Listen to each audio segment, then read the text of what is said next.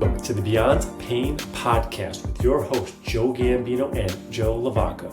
Join the two Joes, two physical therapists, as they discuss how to navigate the uncertainties of pain so you can move beyond it and get back to the activities you love most. This podcast is for Joe, and their guests to share their clinical thoughts and ideas based on their collective clinical experiences. Can this information be for you? Maybe, but we cannot know for sure. Therefore, it is always worth talking to your healthcare provider to make the best decisions in your care before you implement anything on this podcast. And please use common sense. Welcome back into the Beyond Pain podcast. I am one of your hosts, Joe Gambino, and I am here with the other half of the show, Joe LaVacca. You can find us both on Instagram at Joe Gambino DPT for myself and at Strength in Motion _PT for LaVacca over there. Hopefully he upped his coffee game this morning after my story on Instagram. And then you can also find this podcast on Instagram as well, Beyond Pain Podcast. And you can find us on YouTube if you want to look at our faces and hear us talk and laugh. At Cups of Joe. Oh my God, Joe, give it to me. Yeah, well, it's at Cups of Joe's _ is it a Cups of Joe's Instagram? Yeah, I think, yeah, _ PT. Yeah. You see, this is why I can't add the things about us in here because I mess up the freaking intros. I got to keep it short and sweet. Look at me. That's all good, man. I was trying to go back, Joe. I was trying to go back. You did put me on call on Instagram this morning. I was intimidated. I did not step up the coffee game. And if anything, I am currently in Colorado. I will be heading to the office right after our podcast today. And Courtney is also in LA, soon to be coming back this evening. So when I travel and when Courtney travels, as you can imagine, it's not like you're stocking your fridge. So there was very little supplies to even consider upping a coffee game today. So I was actually going to go out and like maybe get something, get like a latte or something, so that way I can at least impress you and then pour it in, like one of Courtney's cups. But I don't even have the car. She took the car to the airport. So I would have had to Uber back and forth. It would have been not worth it. Not worth it. So I'll try to impress you next week. Where am I going to be next week? I'll be back home next week. Maybe I'll try to use my frother next week and see if I can whip something up extra special. Okay. I like it. I look forward to that. We'll see what you come up with for we'll let the listeners know how you do. All right, man. Well, today we're going to be talking about disagreements in rehab across the board. So why don't you kick us off and start that convo? Yeah. So inspired by the events going on over the last 48 hours, how our president and the richest man in the world seem to be in a little bit of disagreements with one another. Things are getting a little chippy, maybe depending on your political views, entertaining. I have been following this and sort of just staring at my phone with my jaw dropped every couple of hours when they get on and start tweeting. It did remind me of probably something that's been on my mind for a little bit, and I'm sure clients listening, PTs listening, healthcare providers listening, and you and me can all relate to things not always going according to plan in a relationship, even when you seek it out, even when you're paying for service, even when you're giving each other all your undivided attention.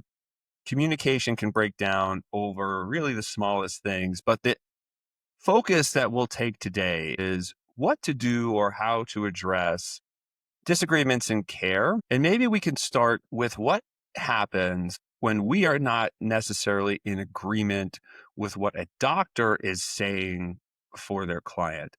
And I'll start us off with just two examples from this week. One client who I had yet to meet was emailing me about his knee, some persistent knee issues. And he was asking me about all these different treatments that he could potentially try to alleviate his pain.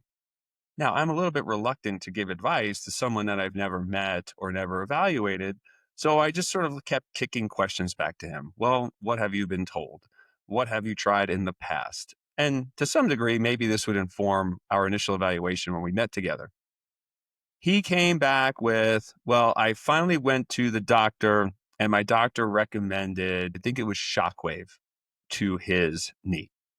And from more recent podcasts that I've been listening to, I sort of pushed back or maybe pushed against people going to shockwave therapy, especially as a first line of defense for any type of pain, specifically, I guess, tendon pain. So when I said to him, well, that's interesting. What do you think is the benefit of shockwave? Or what did your doctor explain to you about shockwave? Here's the answer I get. It is the number one most common answer. I don't know. So I said, okay, imagine coming to physical therapy and having no idea why you were coming, no idea what physical therapy is. What would you do in that case? Oh, maybe ask friends, maybe Google, maybe Chat GPT, maybe at least, come up with the idea that I've been to PT before, so I have some other experiences. So it is really interesting to me, how doctors' referral sources can recommend treatments without explaining them, and patients nod in acceptance without understanding what they do, if they do really anything at all. So, have you recently, I'm sure you have lots of stories to share, come up against a referral source recommending a treatment that you don't necessarily agree with? I have not recently had anything pop up like that. The bigger ones I've seen is that people either seeing like another provider either in tandem or prior to me, and then this person coming in with information that I feel like does not benefit them in a sense. Kind of like a poor understanding. And posture is kind of like one of those examples, or like the feel or need for, manual therapy or ultrasound or whatever that is. So there's some nuances there, but I definitely have had cases in the past where doctors are prescribing whatever it may be. And I have found very, very often that usually, even if it's just they went to go see for a checkup and they didn't necessarily prescribe anything specific like shockwave or ultrasound or some sort of modality, but then just sent them to physio, there's no real understanding for why they have their pain or what the evaluation from the doctor really was. And they come with a whole lot of questions and sometimes frustration because the provider before just felt like, hey, I was in and out. He did like a couple little things and then told me to go to physical therapy. Right. So I think that kind of falls in line with what you're saying there as well. I think the most important thing for clinicians listening, or for even clients going to different providers, is to not be attacked or judged for making any decision in your care, right? That's what you have you and I for. That is what you have your doctor for. So it's not your fault. I do know, and I have been guilty of, especially in the past, saying, well, absolutely not. Shockwave is a complete waste of time. Why would you do that? There's no evidence for it, blah, blah, blah. And I realized that that just creates more mistrust. So the kind of question approach has been much more beneficial at just calming down the interaction and then coming up with an exchange. So that client could say, well, the doctor just said we've tried everything, and they thought it was worth maybe a shot at shockwave.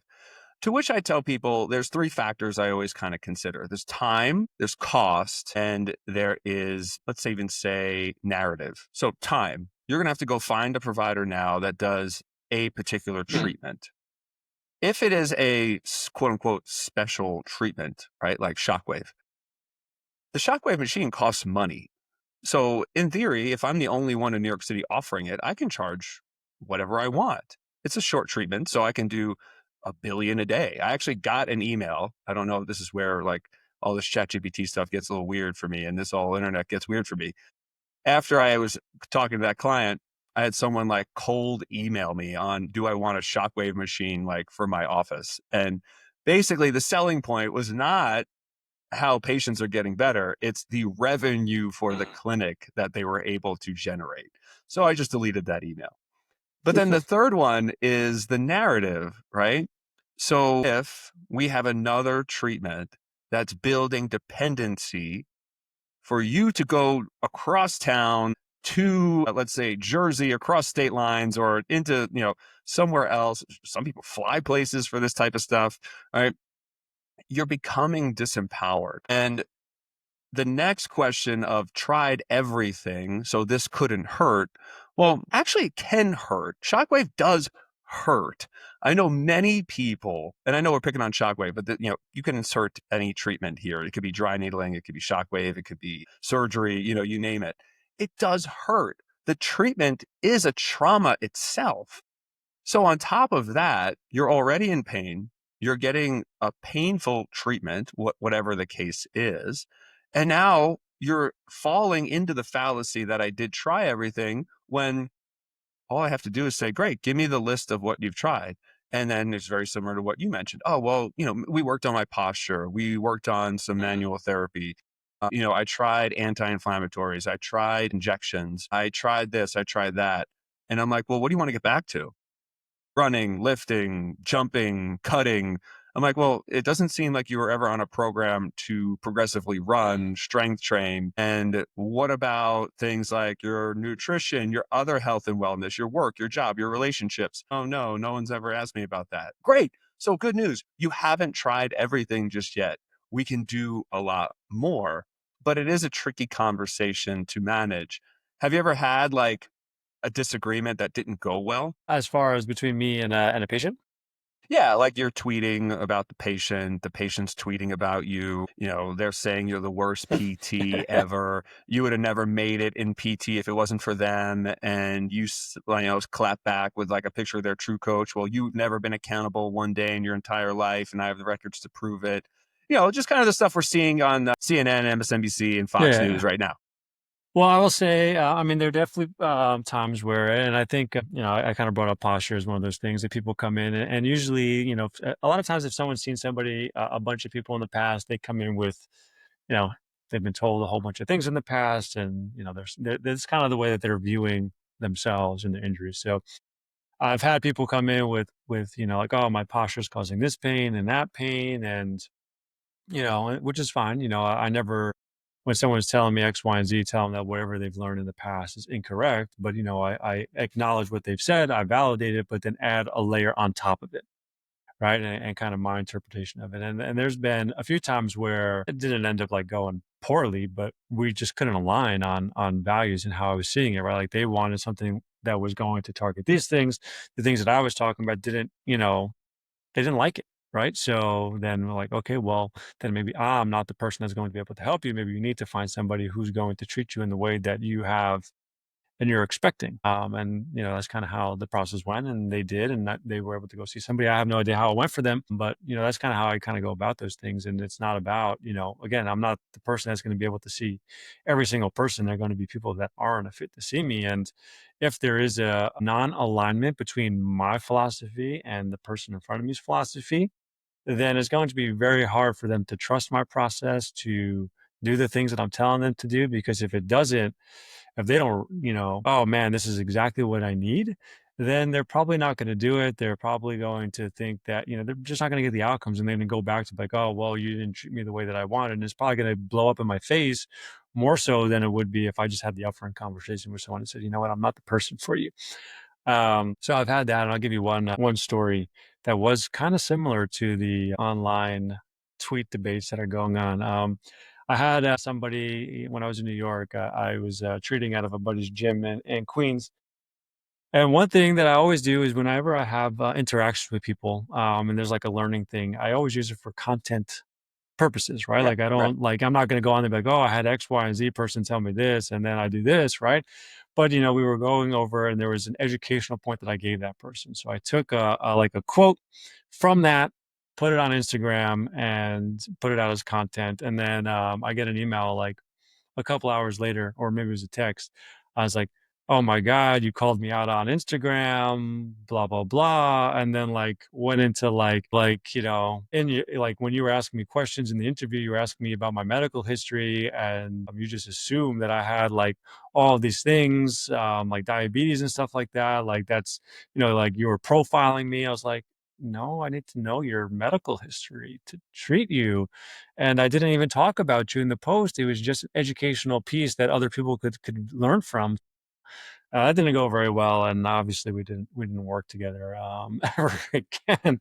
But yeah, that stuff like that happens. I guess as part of the journey. Not everyone sees eye to eye on things. So Yeah, no, totally. I mean, and I think this always goes back to the idea too that, hey, look, communication is a two-way street, right? I can be misinterpreted, my client can be misinterpreted, and it happens. Even though as much as I try not to let it happen, more than I would want it to on a monthly basis. And I had a client recently who was referred to me from another provider. And I guess this kind of will segue into, the things that clients want now, and we might not necessarily be in agreement with. So she came in with some long-standing foot pain, was a little bit worried about the pain based on her history. So long story short, there ended up being, a misdiagnosis. She ended up with a sort of bone infection, had to get, some of the bone actually resected out of her foot. So yeah, very traumatizing. You see multiple providers, everyone's sort of telling you, yeah, go load it, go do this, do your shockwave, do your dry needling, do manual therapy. And then, lo and behold, it turns out she has a bone infection. So I would be a little bit hesitant to just go all gung ho and everything. Now, the thing that we had the advantage of, though, is, well, according to her most recent scans that she came in with, there's no infection. Everything had healed well. But now we're sort of dealing with a foot that has, 30% less of a bone in it. So I don't really think it's fair to say, well, this foot's going to be 100%. You just don't have as much tissue there. So I don't know if it'll ever be as strong, as mobile, as flexible. I actually don't even know if it will be pain-free ever. However, the one thing that she really wanted was a lot of, manual therapy and like in-person coaching. And I told her that, look, with the way my schedule is, and this is a me issue, and I always tell this to clients, this is not your fault that I only work in the city Monday, Tuesday, and Wednesday. This is not your fault I'm a single dad. This is not your fault I'm in a long distance relationship. So the best use of our time should probably be the skills that I offer and the skills that I'm most comfortable with.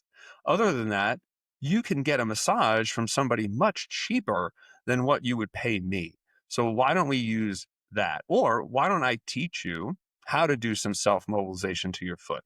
Why don't I teach you how to use your lacrosse ball, tennis ball, foam roller, massage gun, you name it? Because I strongly believe that if you know what you're doing, you're going to have a pretty similar outcome than if I did it or you did it or you did it to yourself, right? So as we're going through the process, you can already tell like True Coach really isn't for her. She's working with some other trainers. When we would meet, it would always be this like, well, I want more exercise, but I want more manual therapy. But there was so much fear in the movement and things that maybe I was addressing backwards. But I was like, look, if you're coming in and saying that you're anxious and you're depressed, I'm not going to be like, well, hey, cool, let's hop on the bank. Let's go. Let's just hit 5 minutes on the bike. Thank you for sharing your anxiety and your depression with me. So I always think that those are flags that I really want to address and just make sure people are okay when they open up those things. But again, I think that's really important. I can teach you a foot exercise in 3 minutes, but if you're depressed and then going home and not sleeping and not being as productive at work and then not managing your relationships, and then, then the funnel starts to trickle down. So anyway, she ends up going back to another doctor.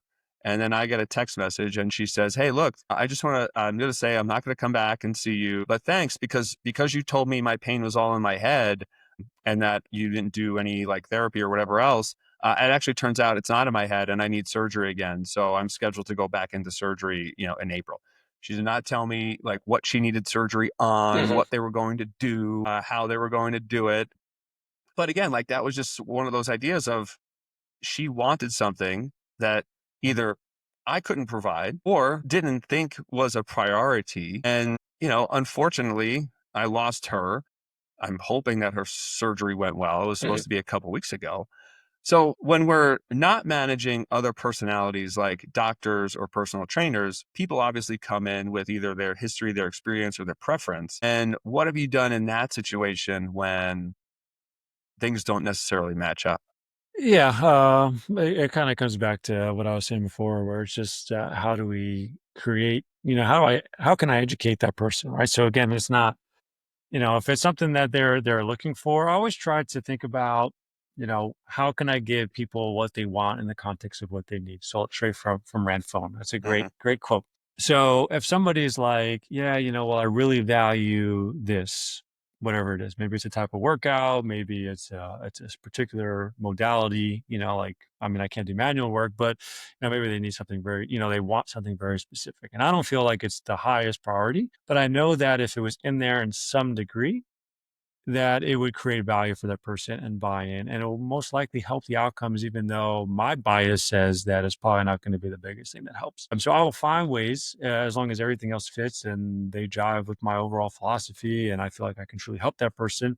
I will find ways to sprinkle in the little things that they like, and then make sure that it's wrapped around all the stuff that they need in order to help make sure that everything is kind of as strong of a program or rehab plan or whatever that looks like for that person to get them from where they are to where they want to go. So that is in essence, as long as they are a true fit for what I do, that's how I kind of work those things in and I have those conversations, because I always think it's really important to make that person feel heard, right? Like if someone came to me and was like, yeah, hey, Joe, I really, really, need to have squats in my program. Like I love them so much. But then I'm like, well, like with all their pain and stuff like that, maybe it doesn't make sense. Well, I've probably find some sort of unique way, maybe it's like a shorter range of motion or it's a box squat or something, right? That's going to make them seem like they have it, or maybe like high intensity stuff, but they're not quite there. How can I modify something to get their heart rate up and give them what they want sooner? And if it is something like, hey, they do like, I don't know, mobilization with bands, and I don't really think they need it, I can still find ways to slide it into their program as like a warm up or something like that to make it feel like they're getting what they need. Cause I think that person needs to be heard. If you just say like, nah, that's not the best thing for you, I'm going to give you something else, and just completely ignore what you said that you wanted or felt like you needed, I think that's going to cause friction between us. And then again, I think it's going to end up not helping that person in the long run. So that's a quote that I always come back to is if I can give someone what they feel like they want, but also give them what they need, I think that's the kind of best case scenario for me because everyone always has their own personal preferences or thoughts on what they feel like they need. And you have to trust that they do know their bodies a little bit as well. Yeah, and maybe we should call the podcast that because I think we both reference that phrase from migraine phone so much. What you want, what you need. But no, I think you put it really well. I do think that while it is our job to guide and be as, let's say, amicable in the process, it isn't our job to always say yes to something either. So there is that sort of balance where going back to the idea of, well, what is my skill set? And if people do want manual therapy, then okay, I actually tell them, I understand why you want that. It makes you feel better. It shifts. Okay. And honestly, this is probably where I still put on my rock tape hat just a little bit, because the beautiful thing about the rock tape courses we used to do, and these were the instrument assisted courses. This wasn't the taping courses or anything else like that. Rock Tape did have and they still do, I think, instrument assisted course for manual input, let's say. But the basis was more, we weren't doing anything to the tissue. We were sort of just doing more to your nervous system. Mm-hmm. And because your nervous system adapts very quickly, a lot of these treatments would go very quickly and they would be super easy to do. So in the stance of manual therapy, which I probably would say is more often than not what people, think they need to get better, I'll really implement a lot of the test and retest with them. So your shoulder hurts, your back hurts, your knee hurts. Okay, I'm going to do this super light treatment for about 30 to 60 seconds. And then we're going to test and retest your motion again. How did it go? More often than not, it feels even a little bit better. Okay, great. Well, now we know we can make some sort of quick changes with very quick inputs. You don't need to roll around on the floor for, 25 minutes, or you don't need to maybe do so much stretching before your workout, because our assessment is also showing that you're not moving through your knee. You are showing signs of weakness on this side. You are showing signs of atrophy in the shoulder. So the more time we spend doing things that won't address those specific qualities, we're missing out on our session together. So I try to show people how quickly, right, that they can change their perceptions or change their nervous systems with just very specific inputs. And that's usually pretty empowering because then it can take up a lot less of our session versus, 25, 45 minutes of full body work. And that's obviously not what you or I do. I mean, you're not even really capable of doing that anymore. And I just choose not to in the environment that we're at. So it's about, like, I think bringing that back into the empowerment always asking, well, what do you think those treatments do? Like a client that I'm going to see today, she asked me if I do adjustments Mhm. because obviously the clinic I'm at, lots of chiropractors. And I said, well, I mean, I guess I could do a couple. What were you thinking? And, the narrative of, well, yeah, I just feel like my back is out Mhm. and, I really could use someone to put it back in. And I was like, great. Why don't you tell me a little bit more about that? What makes it go out? How does it, how does a technique I do put it back in? It just came back to, well, I hear that sound. And I'm like, well, yeah, my shoulder makes a sound, my knee makes a sound, my wrists make sounds when I move. Does that mean that they go in and out? No, of course not.